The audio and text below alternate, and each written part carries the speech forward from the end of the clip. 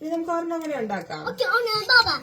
Okay നമുക്കിത് ഇങ്ങനെ കുറച്ചെടുത്ത് ഇങ്ങനെ ഇങ്ങനെ വെച്ച് ഓക്കെ.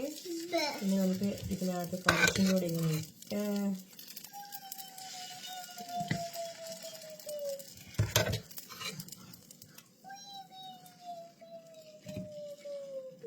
ഓക്കെ. Close it.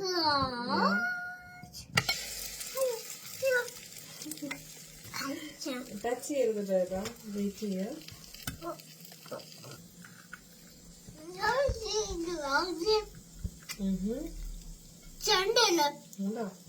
കണ്ടോ ആവി പോകുന്ന കണ്ടോ? അതിനകത്ത് കുക്ക് ആയിക്കൊണ്ടിരിക്കുക ബേബ. ഇഷ്ടമായോ?